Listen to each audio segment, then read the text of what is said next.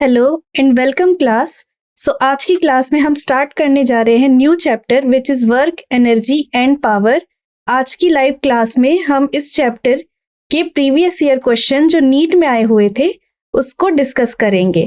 सो हम जानते हैं कि work, energy, power class 11th का एक बहुत इंपॉर्टेंट चैप्टर है और इस चैप्टर का वेटेज भी बहुत ज़्यादा है। हर साल नीट के पेपर में एटलीस्ट 2 क्वेश्चंस इस चैप्टर से आते ही आते हैं।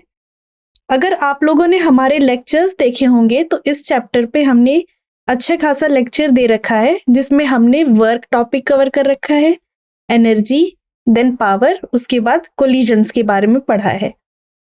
वर्क टॉपिक पे हम एक्सप्लेन करते हैं कि वर्क क्या होता है, उसका फॉर्मूला, उसका इंटीग्रेशन वाला फॉर्मूला। उस चैप्टर में हम scalar product and vector product भी आपको एक्सप्लेन करते हैं, इंटीग्रेशन के बारे में भी बताते हैं एंड वर्क के बारे में सारी इंफॉर्मेशन जानते हैं।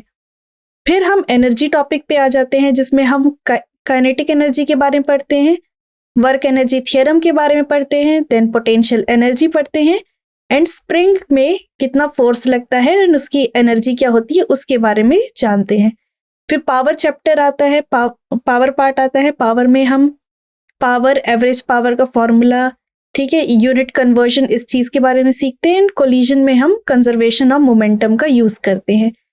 तो इस चैप्टर में वर्क, एनर्जी, पावर चैप्टर को हमने 4 टॉपिक्स में डिवाइड कर दिया है और हमने इन चारों टॉपिक्स को अपने लेक्चर सीरीज में कवर कर रखा है। तो आई होप आप लोग इसको जरूर देखेंगे। अगर नीट में बात करें तो वर्क, एनर्जी, पावर चैप्टर में से कुछ जनरल फॉर्मूले हैं, उस पे मैक्सिमम क्वेश्चन आते हैं। तो अब हम क्या करेंगे, इंपॉर्टेंट फॉर्मूलेस को देखेंगे। इंपॉर्टेंट फॉर्मूलास, जो पहला इंपॉर्टेंट फॉर्मूला है वो वर्क का ही फॉर्मूला है और वो किस फॉर्म में है, वेक्टर फॉर्म में है कि work equals to F vector dot displacement vector. यहाँ पर एस डिस्प्लेसमेंट वेक्टर है एंड डॉट प्रोडक्ट हो रखा है। वर्क हमारा स्केलर क्वांटिटी होता है, where as force and displacement हमारा वेक्टर क्वांटिटी होता है। हेलो योगेश शर्मा। तो ये पहला वर्क का बेसिक फॉर्मूला है। आपको डॉट प्रोडक्ट करना हमने अपने लेक्चर्स में सिखाया था कि कैसे 2 वेक्टर का डॉट प्रोडक्ट किया जाए एंड अगर इसको स्केलर फॉर्म में लिखना है तो ये चीज इक्वल हो जाता है एफ एस कॉस थीटा, जहां पर थीटा फोर्स एंड डिस्प्लेसमेंट के बीच का एंगल होता है। क्लियर? ओके, नेक्स्ट बहुत इंपॉर्टेंट चीज है जिससे मैक्सिमम क्वेश्चन आते हैं। Hello Prabhjot Singh, good evening. जो सबसे इंपॉर्टेंट क्वेश्चन जहां से आते हैं that is work energy theorem and work energy theorem कहती है कि change in kinetic energy, and change का मतलब के फाइनल माइनस के इनिशियल, डेल्टा का मतलब ही होता है change, final minus initial. Change in kinetic energy work done के इक्वल होती है। क्लियर? और इसी को कहते हैं वर्क एनर्जी थ्योरम और इस प्रिंसिपल से मैक्सिमम क्वेश्चन आते हैं। उसके बाद जो थर्ड इंपॉर्टेंट टॉपिक है वो है इंटीग्रेशन फॉर्म ऑफ वर्क। अगर फोर्स डिस्प्लेसमेंट पे डिपेंड करता है, फोर्स अगर फंक्शन है डिस्प्लेसमेंट का, तो वर्क को हम लिखेंगे integration of F D x, जहां पर जो लिमिट है वो एक्स आई से एक्स एफ जा रही होगी। अगर ग्राफिकली बात करें तो हम ग्राफ ड्रॉ करेंगे, एक जगह डिस्प्लेसमेंट होगा, एक जगह फोर्स होगा जो डिस्प्लेसमेंट पे डिपेंड कर रहा होगा, कोई ना कोई कर्व बन रहा होगा। एक्स आई से एक्स एफ के बीच का जो एरिया है ये टोटल, यही एरिया वर्क डन होता है। ओके, वर्क डन का ये फॉर्मूला, और हमें ये जरूर जानना चाहिए कि फोर्स और डिस्प्लेसमेंट के बीच के कर्व का जो एरिया है वो वर्क डन होता है। Clear? Okay, and kinetic energy का हम फॉर्मूला जानते ही हैं, हाफ एम वी स्क्वायर या फिर half M V final square minus V initial square. Okay, अगर 2 वेलोसिटीज आपको गिवन है तो ये काइनेटिक एनर्जी हो जाती है। तो ये बेसिक फॉर्मूले है 4 वर्क के एंड एनर्जी का। आगे चलते हैं। नेक्स्ट जो है वो पोटेंशियल एनर्जी का फॉर्मूला है। अगर V पोटेंशियल एनर्जी है सो एफ एक्स इक्वल हो जाता है minus D upon D x of potential energy. Okay, इस फॉर्मूले से आज तक कोई क्वेश्चन नहीं आया है अभी तक नीट के एग्जाम में, बट हायर चांसेस है कि आपसे ये फॉर्मूला डायरेक्ट क्वेश्चन के फॉर्म में पूछ सके कि फोर्स एंड पोटेंशियल एनर्जी के बीच में क्या रिलेशन होता है। सो ये फॉर्मूला भी हमें ध्यान रखना है। ओके, नेक्स्ट फॉर्मूला है पावर का। पावर इक्वल होता है F vector dot velocity vector. Force and velocity का डॉट प्रोडक्ट पावर होता है एंड पावर डिफाइन किया जाता है work done per unit time. Okay, ये पावर का फॉर्मूला है। नेक्स्ट, कंजर्वेशन ऑफ मोमेंटम, कि अगर कोई कोलिजन हो रहा है, जनरली कोलिजन पे ही वर्क करेगा। कोलिजन का कोई फॉर्मूला नहीं होता, क्लियर। जो होता है उसमें हम कंजर्वेशन ऑफ मोमेंटम अप्लाई करते हैं कि momentum before collision is equal to momentum after the collision.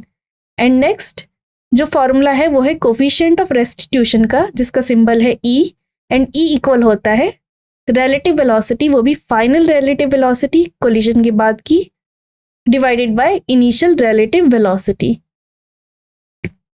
सो ये वो इंपॉर्टेंट फॉर्मूलेज हैं जिस पे क्वेश्चन आते हैं generally work energy power chapter से। अब हम क्वेश्चन की प्रैक्टिस करना स्टार्ट कर देते हैं।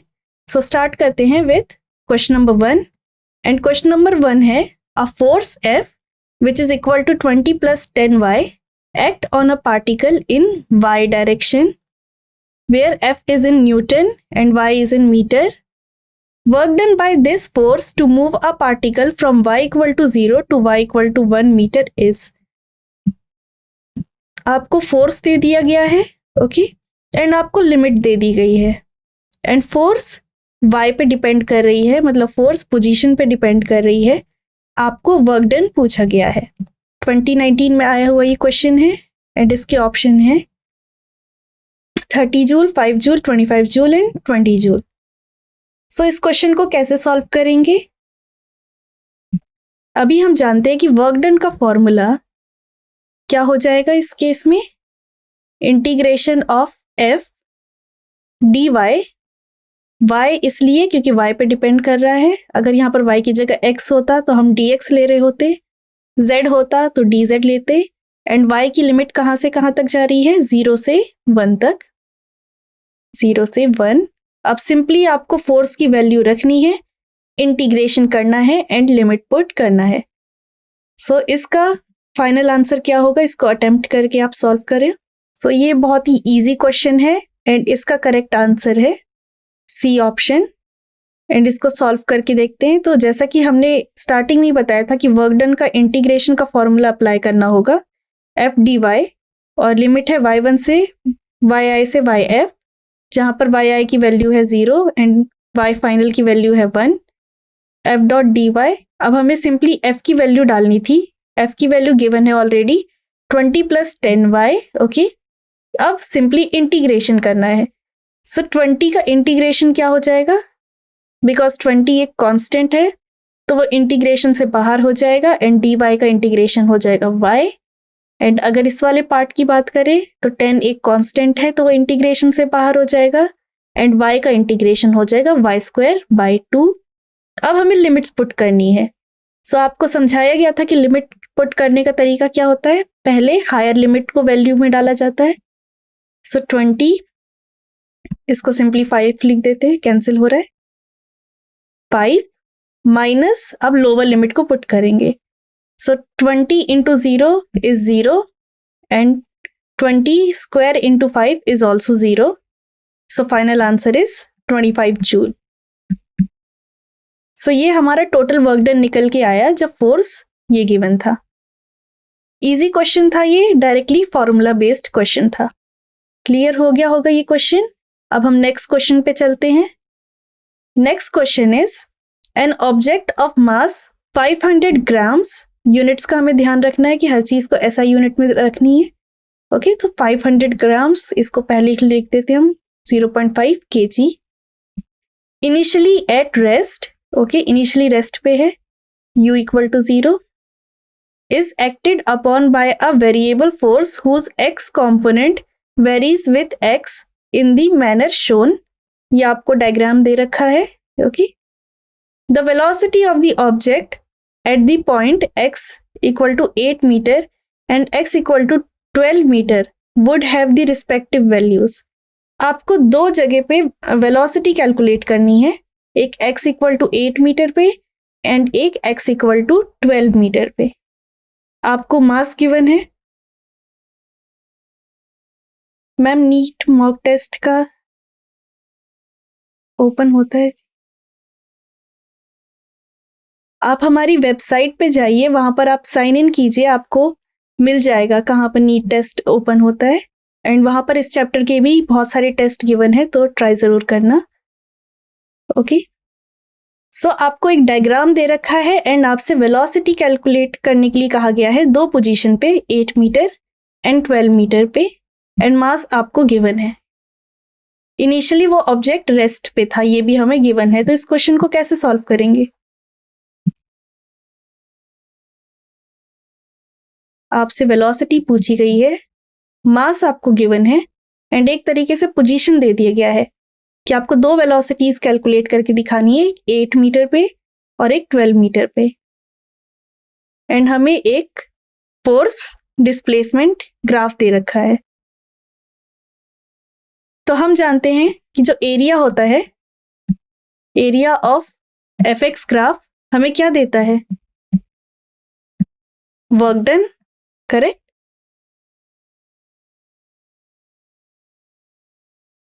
एंड वर्क डन किसके इक्वल होता है? Change in kinetic energy.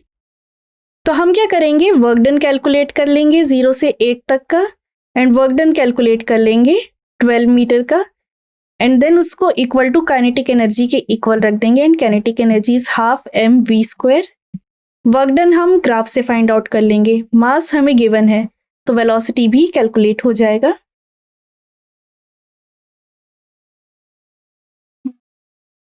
Sukhman आप क्या कह रहे हो? V1 answer V2। ओके, तो ये आपको गिवन है, ये रहे आपके ऑप्शंस। सो एक बार देखो कि कैसे इसको फाइंड आउट कर सकते हैं। सुखमन V equals to D upon T यहाँ पर अप्लाई हम नहीं कर सकते बिकॉज हमें टाइम गिवन नहीं है, करेक्ट? सो आपको ऑप्शंस गिवन है, तो इसका करेक्ट आंसर देख लेते हैं कि क्या होगा। एंड इसका करेक्ट आंसर है डी ऑप्शन, एंड वो कैसे आया उसको चेक कर लेते हैं। जैसा कि मैंने कहा था कि आपको फोर्स वर्सेस डिस्प्लेसमेंट का ग्राफ दे रखा है, ओके? एंड हम जानते हैं change in kinetic energy work done के बराबर होता है, and work done area of F graph होता है। तो सबसे पहला काम हम एरिया फाइंड आउट कर लेंगे x मीटर तक का, एंड आप देखोगे कि दो स्क्वायर्स बने हुए थे, तो दो रेक्टेंगल्स बने हुए थे, तो उनका एरिया हमने फाइंड कर लिया, जिससे पहले पार्ट की वेलोसिटी निकाल दी। सिमिलरली दूसरा एरिया फाइंड कर लिया, बट इस क्वेश्चन में एक ट्रिक ये था कि ग्राफ कुछ इस शेप का है। तो जब आप एरिया फाइंड कर रहे होगे तो ये वाला जो पार्ट का एरिया हमें नेगेटिव लेना पड़ेगा बिकॉज ये नेगेटिव डायरेक्शन में है। तो इस क्वेश्चन से हमें सिर्फ एक ही सीख लेनी है कि ऊपर की साइड अगर एरिया फाइंड करेंगे तो वो पॉजिटिव होगा, एंड अगर नीचे की साइड का एरिया फाइंड करेंगे तो उसे नेगेटिव साइन के साथ कंसीडर करेंगे। बाकी आप एरिया फाइंड करके हाफ mv² की इक्वल पुट करके वेलोसिटी कैलकुलेट कर लोगे। सो आई होप आपको ये क्वेश्चन क्लियर होगा। अब नेक्स्ट क्वेश्चन पे चलते हैं। नेक्स्ट क्वेश्चन है, consider a drop of rain water having mass 1 gram falling from a height 1 kilometer. It hits the ground with a speed 50 meter per second. Take g constant with a value 10 meter per second. g की हमें value दे दी है। Work done by the gravitational force and the resistive force. हमें दो work done find करने हैं, एक gravitational force के द्वारा और एक रेजिस्टिव फोर्स के द्वारा, एंड ये उसके ऑप्शंस रहे। कैसे कैलकुलेट करेंगे इस क्वेश्चन को, कोई बता सकता है?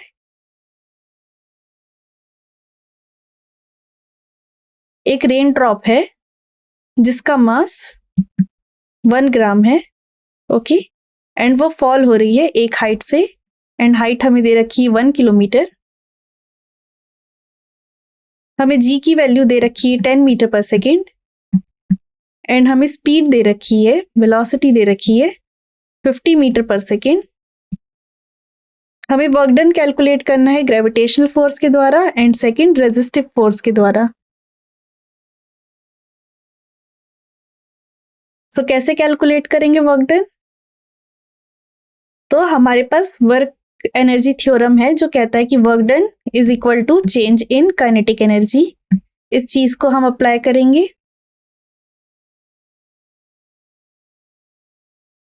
और यहां पर वर्क डन किसके इक्वल होगा?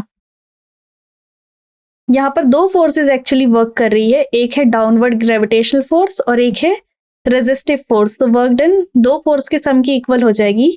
एक होगा ग्रेविटेशनल फोर्स प्लस एक होगा रेजिस्टिव फोर्स, जिसे मैं WA लिख दे रही हूँ, एयर की वजह से जो रेजिस्टेंस हो रहा है, equals to change in kinetic energy. Work done by gravitational force किसके इक्वल होगा? Work done by gravitational force actually में पोटेंशियल एनर्जी के इक्वल होगा। तो work done by gravitational force mgh हो जाएगा। हमारे पास मास है, हमारे पास g है, हमारे पास h है, तो पहला पार्ट कैलकुलेट हो जाएगा ग्रेविटेशनल फोर्स के द्वारा वर्क डन। अब सेकंड पार्ट में हमें रेजिस्टिव फोर्स के द्वारा वर्क डन कैलकुलेट करना था, तो हम वर्क एनर्जी थ्योरम में वैल्यू पुट करेंगे। हम work done by gravitational force calculate कर चुके हैं, हम change in kinetic energy calculate कर लेंगे, उसकी वजह से work done by the resistive force calculate हो जाएगा। So work done by gravitational force कितना आया जब इन वैल्यूज को हम डालेंगे?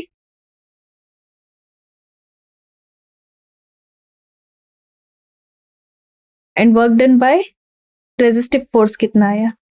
सो कौन सा ऑप्शन करेक्ट है इनमें से? And the correct option is C option. देखते हैं कौन कौन सी फाइनल वैल्यू आई। तो जैसा कि मैंने कहा था कि वर्क एनर्जी थ्योरम प्रिंसिपल को अप्लाई करना पड़ेगा। Work done, total work done change in kinetic energy के इक्वल होगा, and total work done is work done by the gravitational force and work done by the resistive force, जो उस चीज को stop कर रहा होगा, equal to change in kinetic energy. Okay, initial velocity 0 है, फाइनल वेलोसिटी हमें गिवन थी। Work done by the gravity is mgh और वर्क डन बाय ये हमें फाइंड आउट करना है। तो work done by gravity mgh हम सिंपली पुट करके कैलकुलेट कर लेंगे और हाफ mv² से काइनेटिक एनर्जी भी कैलकुलेट कर लेंगे। उन दोनों का difference work done by the resistive force होगा, जिसे हमने यहाँ पर कैलकुलेट कर लिया है, माइनस 8.75 जूल। ओके, आगे चलते हैं। Okay, and work done by the gravitational force हमने उसकी कैलकुलेशन भी कर लिया था, mgh which is 10 joule. Okay, इसमें खाली यूनिट्स का ध्यान रखना था हमें कि सारे यूनिट SI में हो। वर्क डन बाय ग्रेविटी भी कैलकुलेट हो गया। सो ये क्वेश्चन भी इजी था, बस हमें वर्क एनर्जी थ्योरम प्रिंसिपल का ध्यान रखना था। ओके, कि total work done equal to change in kinetic energy होता है। ये समेशन का सिंबल है। अब नेक्स्ट क्वेश्चन पे चलते हैं, question number 4। And question number 4 है, ये स्प्रिंग पे क्वेश्चन है। Two similar spring P and Q have spring constant KP and KQ such that KP is greater than KQ. They are stretched first by the same amount. ये हमारा case A है। Case A में दोनों के दोनों same amount से stretch किए गए हैं एंड केस B में सेम फोर्स से स्ट्रेच किए गए हैं। इसका मतलब ये केस A में जो स्ट्रेच्ड पार्ट है XP इक्वल है XQ के, एंड केस B में FP इक्वल है FQ के। The work done by the spring WP and WQ are related as. इन दोनों केसेस के लिए ये हमारा केस A है जिसमें सेम अमाउंट से स्ट्रेच किया गया है एंड केस B में सेम फोर्स अप्लाई किया गया है। अब क्या करना होगा, हमें उस केस में वर्क डन कैलकुलेट करके बताना है कि इनमें से कौन सा रिलेशन सेटिस्फाई हो रहा होगा। ओके, तो कैसे करोगे इस प्रॉब्लम को?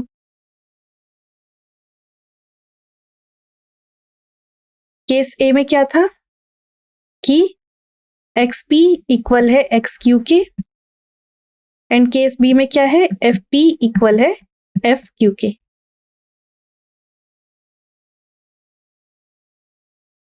एंड हमें वर्क डन कैलकुलेट करना है, ठीक है।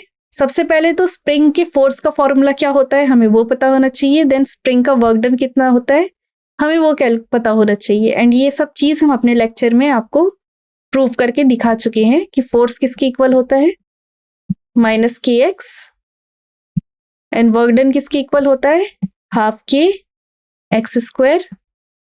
ये दोनों फॉर्मूलेस का हमें यूज करना है, और जो कंडीशन हमें दे रखी है X P equals to X Q case A के लिए, एंड जो कंडीशन दे रखी है हमें बी कि F P equals to F Q case B के लिए, वो अप्लाई करना है। ओके, तो एक एक केस लेके चलते हैं, हम इस क्वेश्चन को थोड़ा टाइम देते हैं। सबसे पहले बात करते हैं केस ए के लिए। एक्स पी इक्वल है एक्स क्यू के। ओके, तो लिख देते हैं F P is equals to minus K P x P and F Q is equals to minus K Q X Q.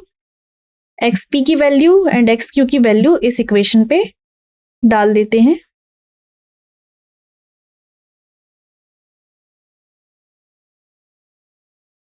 हमें वर्क कैलकुलेट करना है, सो वर्क का रेशो फाइंड आउट कर लेते हैं कि work done by P is equals to half K P x P square and work done by Q is equals to half K Q X Q square. And because X P and X Q equal है, cancel out हो जाएंगे, half cancel out हो जाएगा। And हम जानते हैं कि के पी ग्रेटर है के क्यू से, तो W P and W Q के बीच में क्या रिलेशन होगा, ये रिलेशन आया हमारा W P by W Q equals to K P by K Q. And K P क्या है, ग्रेटर है के क्यू से, तो इसका मतलब कौन सी चीज ग्रेटर होगी, डब्ल्यू पी ग्रेटर होगा डब्ल्यू क्यू के लिए। वेल, ऑप्शन बी हमें दिख रहा है। ऐसे ही केस नंबर 2 के लिए ले लेंगे जिसमें फोर्स इक्वल हो रहा होगा। सो अब केस बी को हम देखते हैं।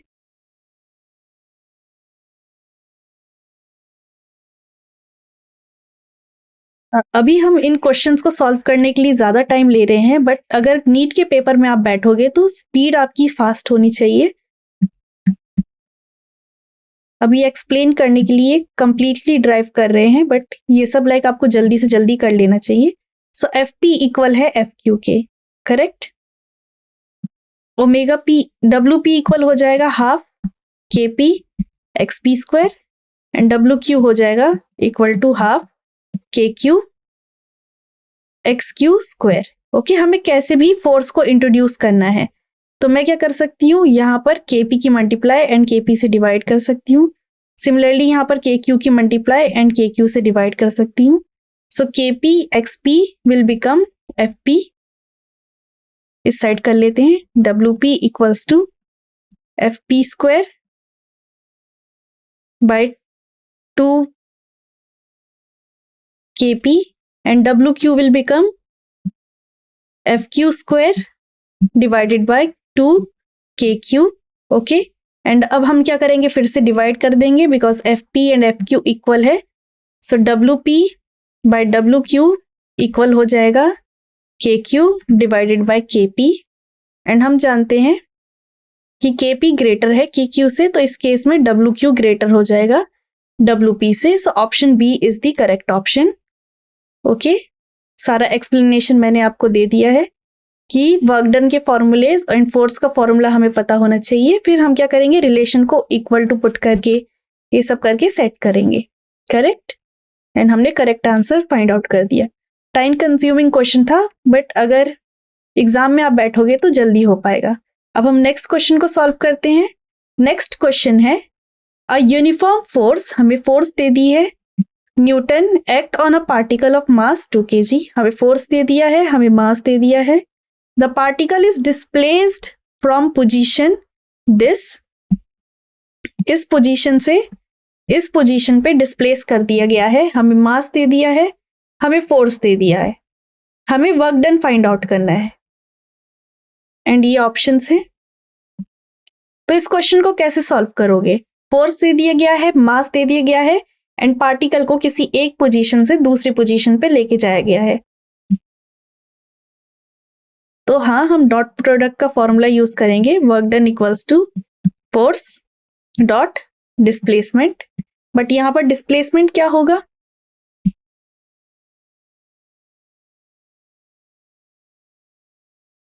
डिस्प्लेसमेंट जो कि हमारा आर वेक्टर होगा, that will be r2 vector minus r1 vector, जहां पर ये r2 की तरह वर्क करेगा एंड ये r1 की तरह वर्क करेगा। इन दोनों का सब्ट्रैक्शन हमें r वेक्टर दे देंगे एंड उसका डॉट प्रोडक्ट जब हम फोर्स के साथ करेंगे तो हमें क्या मिल जाएगा? वर्क डन मिल जाएगा।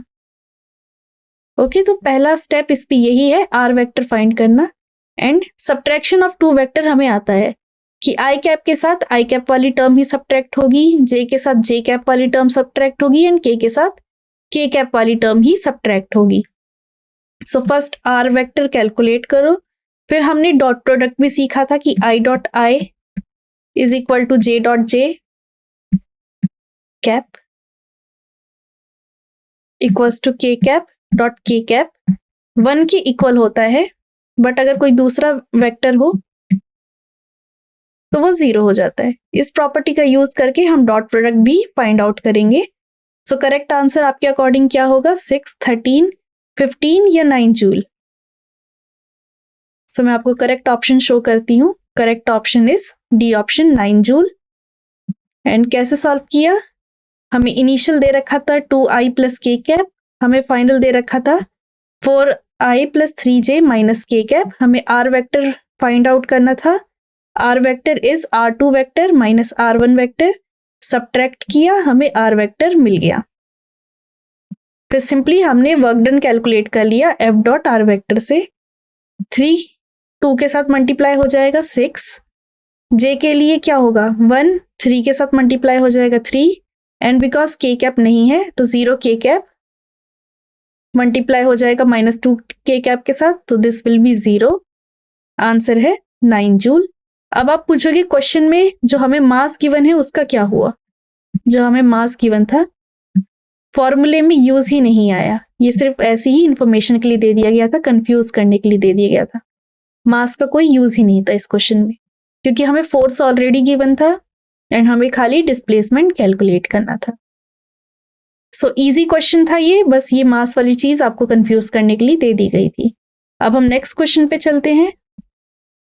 नेक्स्ट क्वेश्चन है question number 6। A force F on a particle moving in a straight line varies with distance as shown in the figure। एक पार्टिकल जिसमें F फोर्स अप्लाई हो रहा है वो डिस्टेंस के साथ ऐसा ग्राफ शो कर रहा है। The work done on the particle during its displacement of 12 meter is। 12 meter तक के डिस्प्लेसमेंट के लिए कितना वर्क डन होगा? सो इस टाइप का क्वेश्चन अभी हमने किया है। हम जानते हैं कि एफ एक्स का ग्राफ का एरिया हमें वर्क डन देता है, तो सिंपली हम क्या करेंगे, ये एरिया कैलकुलेट कर लेंगे एंड यही एरिया वर्क डन होगा। तो ये एरिया कैसे कैलकुलेट करेंगे? हम पहले इस बॉक्स का एरिया कैलकुलेट करेंगे, देन इस ट्रायंगल का एरिया कैलकुलेट करेंगे एंड इस पार्ट में बिकॉज कोई भी अप्लाई नहीं हो रहा है, कोई भी फोर्स अप्लाई नहीं हो रहा है, तो ये वाला 0 रहेगा। तो ये दोनों एरिया कैलकुलेट करो और उसको ऐड कर दो, हमें क्या मिल जाएगा? हमें वर्क डन मिल जाएगा। इजी क्वेश्चन था ये। तो आपको रेक्टेंगल का एरिया निकालना है एंड ट्रायंगल का एरिया फाइंड आउट करना है एंड इसका फाइनल आंसर है डी ऑप्शन। ओके, सिंपली क्या किया, रेक्टेंगल का एरिया फाइंड आउट किया एंड ट्रायंगल का एरिया फाइंड आउट किया and final answer is 13 joule.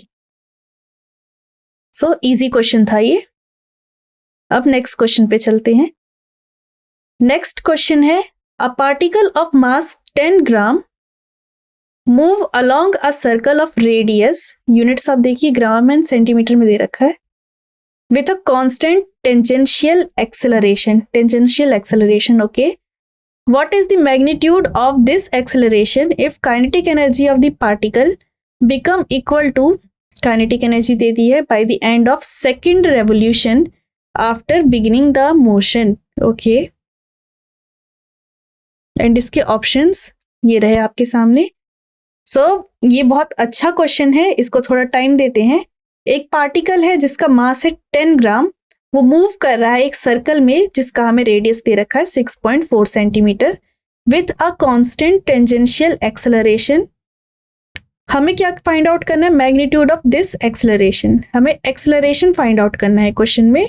अगर काइनेटिक एनर्जी हमें इतनी गिवन है, और ये काइनेटिक एनर्जी भी कब गिवन है? जब हो रहा है कितना revolution? Second revolution after the beginning of the motion. Circle एक बार हमने स्टार्ट किया, रिवॉल्व कर दिया, एंड देन एक और रेवोल्यूशन हुआ। 2 रेवोल्यूशन के बाद हमें काइनेटिक एनर्जी दे दी है, हमें मास दे दिया गया है। मैम आज टोटल कितने PYQ होंगे? अराउंड 20। 1 आवर 30 मिनट की ये क्लास है। अराउंड 6 PM ये ओवर हो जाएगा, तब तक हम अराउंड 20 क्वेश्चन सॉल्व कर लेंगे।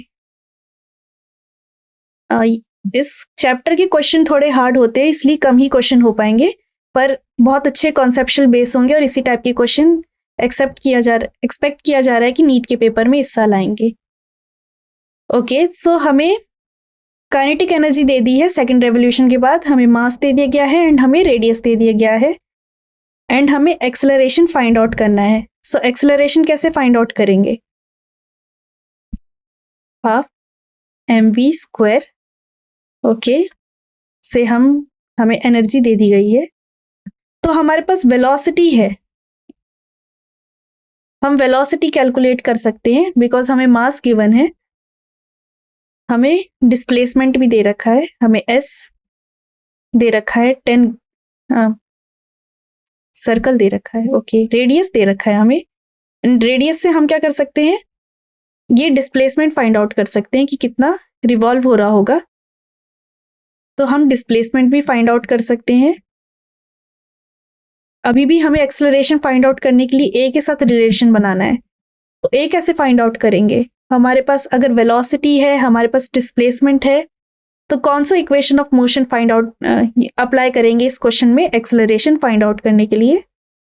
हम यूज करेंगे third equation of motion which is v² equal to u² plus 2as।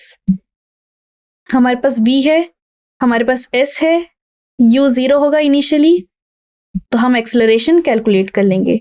So question easy हो गया। अब जैसे हमने सारी की सारी चीजें देखी, क्या क्या चीजें गिवन है, उसके बाद ये क्वेश्चन इजी हो गया।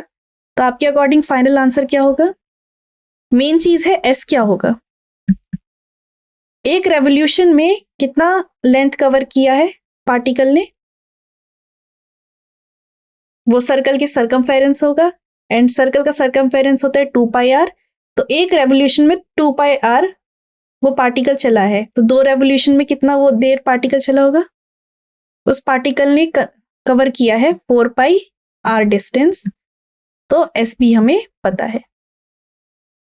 r की वैल्यू पुट करके s फाइंड आउट करो, इस इक्वेशन से वेलोसिटी कैलकुलेट करो and simply acceleration find out कर दो। ओके, तो सब आपके सामने गिवन है, इसमें से एक ऑप्शन मैच कर जाएगा। एंड कौन सा ऑप्शन करेक्ट है? Option A is correct. Okay, कैसे सॉल्व किया है? सिंपली वही तरीका, हाफ mv² काइनेटिक एनर्जी के इक्वल रखा, एंड हमने क्या करा? वेलोसिटी फाइंड आउट कर दी, वेलोसिटी हमारी आ गई, and third equation of motion apply किया जहां पर s की वैल्यू 4πr हुई। वो भी आपको क्लियर है कैसे?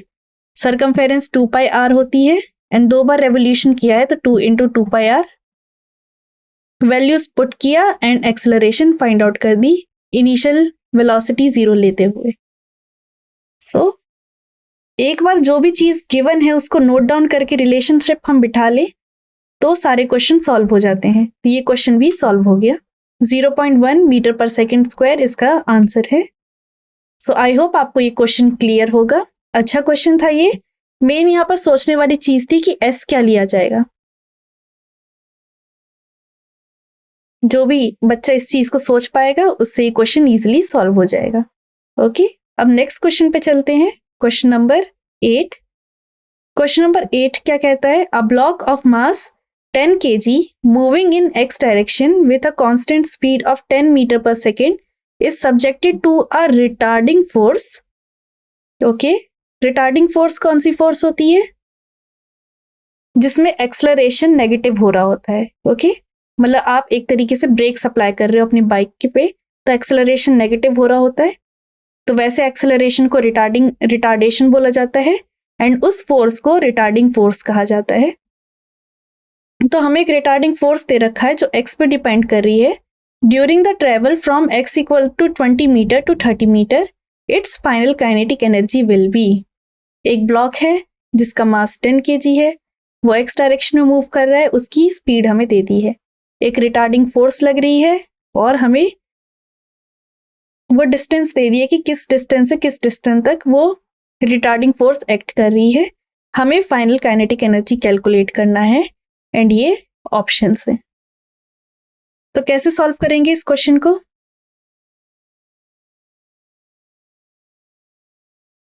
हमें मास दे दिया है 10 kg, हमें स्पीड दे दी है 10 मीटर पर सेकेंड, हमें काइनेटिक एनर्जी कैलकुलेट करना है, हमें फोर्स दे दिया गया है 0.1 x, ओके, x पे डिपेंड कर रहा है एंड x है हमारा 20 to 30 मीटर। तो काइनेटिक एनर्जी दे दिया गया है, फोर्स दे दिया गया है, तो इससे हमें एक ही चीज क्लियर हो रही है कि इसमें वर्क एनर्जी थ्योरम लग रहा होगा कि work done is equals to change in kinetic energy. अब हमें वर्क डन कैलकुलेट करना है and work done is integration of F D X. Force हमें दे रखा है, ओके, डिस्प्लेसमेंट हमें दे रखा है, change final kinetic energy find out करनी है, इनिशियल हमें दे रखी है, सो के फाइनल हमें फाइंड आउट करनी है।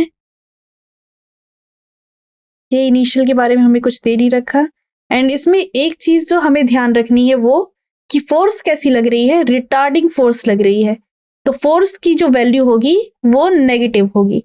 तो हमें ये ध्यान रखना है कि अपने साइड से ही यहां पर एक नेगेटिव सिंबल डाल दिया जाए, बिकॉज एक्सेलरेशन नेगेटिव होगा अगर आप एक्सेलरेशन का डायरेक्शन ले रहे होंगे तो।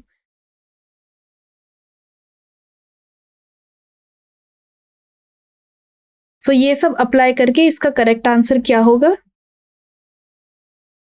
सो ये सब चीज की वैल्यू पुट करके आप इसका correct answer easily find out कर देंगे एंड आई थिंक हाँ, डी ऑप्शन 475 जूल है। इसका सॉल्यूशन आप देख सकते हो करेक्टली। मास गिवन है, इनिशियल वेलोसिटी दे रखी है, रिटार्डिंग फोर्स दे रखा है। इसको सॉल्व करने के दो तरीके हैं, या तो इंटीग्रेशन से सॉल्व करो या सिंपली फॉर्मूले में वैल्यूज पुट करके आप सॉल्व कर सकते हो। ओके, फोर्स दे रखा है तो फोर्स से आप एक्सेलरेशन फाइंड आउट कर सकते हैं because force is equal to ma। आपने एक्सेलरेशन कैलकुलेट किया। अब हम जानते हैं v square equal to U square plus 2as होता है, बट जो एक्सेलरेशन है वो रिटार्डिंग एक्सेलरेशन है तो हमने माइनस साइन यूज करा, तो v square equal to U square minus 2as हो जाएगा। अब सिंपली हम क्या करेंगे, सारी वैल्यूज को पुट कर देंगे एंड v कैलकुलेट कर लेंगे। Okay, and kinetic energy final क्या हो जाएगी, हाफ m v स्क्वायर। सो से क्वेश्चन सॉल्व हो जाएगा। या पहला तो आप ऐसे कर सकते हो, ओके, बहुत सिंपल वे में है। अगर ये चीज क्लियर है कि आपको साइन कौन सा यूज करना है, इस क्वेश्चन में जो ट्रिक था वो यही था, साइन कन्वेंशन। ओके, ये नॉर्मल तरीका है सॉल्व करने का। फाइनल काइनेटिक एनर्जी कैलकुलेट हो गई 475 जूल। ऑल्टरनेटिव मेथड भी है इसका, एंड ऑल्टरनेटिव मेथड क्या है इसका कि फोर्स ma के इक्वल होता ही है एंड एक्सेलरेशन एक्चुअली में dv बाय dt होता है। अगर मैं ऊपर नीचे dx से मल्टीप्लाई डिवाइड कर दूं तो एक्सेलरेशन क्या हो जाएगा, और नीचे की साइड में रीअरेंज कर दूं, so dx by dt into dv by dx। dx by dt भी वेलोसिटी होता है, velocity into dv by dx। So acceleration हमें मिल गया। ओके, तो हम क्या कर सकते हैं, फोर्स कैलकुलेट कर सकते हैं। ओके, फोर्स कैलकुलेट कर लेके हम इंटीग्रेशन वाले मेथड से एंड वैल्यूज को पुट कर देंगे and change in kinetic energy -25 joule आएगी आपकी। सो फाइनल काइनेटिक एनर्जी क्या हो जाएगी, इनिशियल -25 जूल, बिकॉज हम जानते हैं कि के फाइनल माइनस के इनिशियल वर्क डन के इक्वल है। सो के फाइनल विल बी के initial plus work done, and अभी हमने वर्क डन की वैल्यू कैलकुलेट करी -25 जूल, के इनिशियल की वैल्यू हम डाल देंगे तो उससे भी सेम आंसर आ रहा है। सो जो पहला मेथड था वो ज़्यादा इजी था, बिल्कुल स्ट्रेट मेथड था, बट अगर किसी और को इंटीग्रेशन वाला मेथड अप्लाई करना है तो उसको ऐसे सॉल्व करना होगा। तो आई होप ये क्वेश्चन क्लियर होगा। अब नेक्स्ट क्वेश्चन पे चलते हैं। नेक्स्ट क्वेश्चन क्या है, a person holding a rifle, mass of person and rifle together is 100 kg, ठीक है, stands on a smooth surface and fire 10 shots horizontally in 5 seconds. Each bullet has a mass of 10 gram with a muzzle velocity of 800 meter per second. The final velocity acquired by the person and average force exerted on the person are. तो आप देख रहे होंगे कि इस chapter के जो maximum question है उसमें दो दो चीज आपसे पूछी जा रही है। ओके, तो एक पर्सन है जिसने राइफल होल्ड कर रखा है एंड राइफल एंड पर्सन का मास 100 kg है, स्मूथ सरफेस पे, एंड उसने 10 शॉट्स को फायर किया 5 सेकंड में। ईच बुलेट हैज मास, हर एक बुलेट का मास दे रखा है 10 ग्राम एंड वेलोसिटी दे रखी है हर एक बुलेट की। The final velocity acquire by the person and average force exerted on the person are. Okay, तो इस क्वेश्चन को कैसे सॉल्व करेंगे,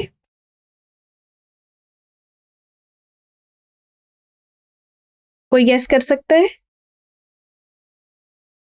कि फाइनल वेलोसिटी हम कैसे निकालेंगे? इस क्वेश्चन को सॉल्व करने के लिए हम हेल्प लेंगे कंजर्वेशन ऑफ मोमेंटम का।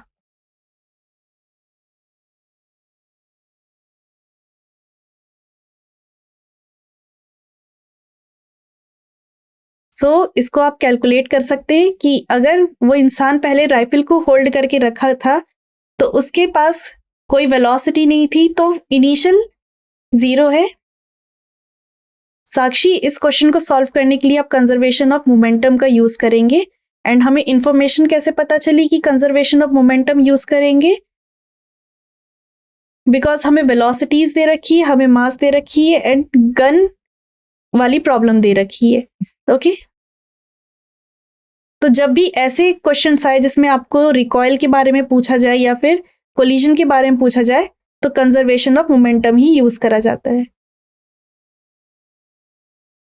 तो अगर हम मास पर्सन एंड राइफल का कैपिटल M मान ले, उनकी वेलोसिटी को कैपिटल V मान ले, ओके, एंड उसके बाद उनने कितने शॉट्स लिए, 10 शॉट्स लिए, नंबर को N लिख दें, बुलेट के मास को स्मॉल m लिख दें एंड वेलोसिटी को v लिख दें, तो क्या हो जाएगा, फाइनल वेलोसिटी कैलकुलेट हो जाएगी।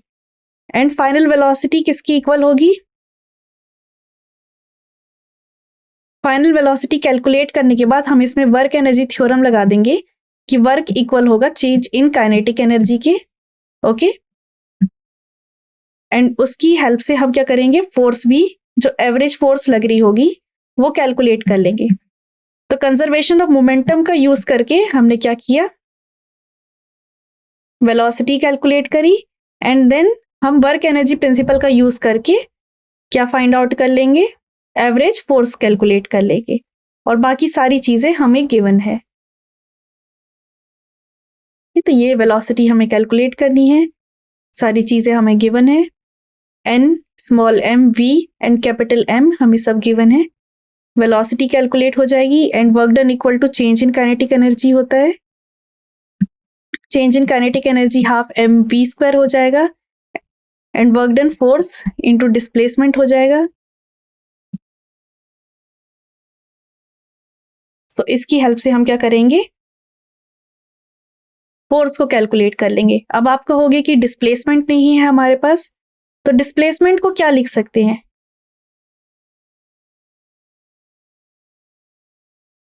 डिस्टेंस, वेलोसिटी किसके इक्वल होती है, डिस्टेंस इनटू टाइम के इक्वल होती है। तो हम क्या करेंगे, डिस्प्लेसमेंट को v/t की फॉर्म में लिख के फोर्स कैलकुलेट करेंगे।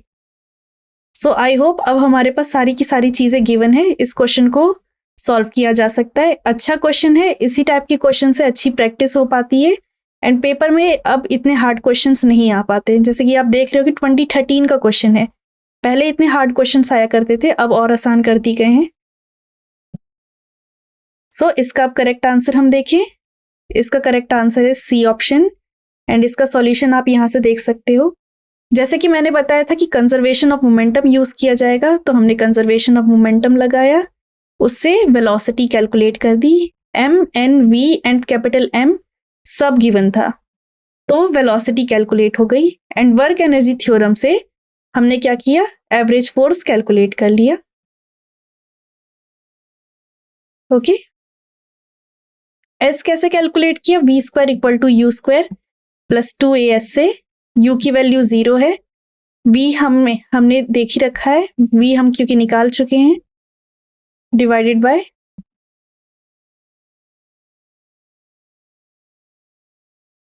ओके, तो इससे क्या हुआ, एवरेज वेलोसिटी कैलकुलेट हो गई। Okay, which is 8 Newton. तो आई होप ये वाला क्वेश्चन भी आपसे सॉल्व हो गया होगा।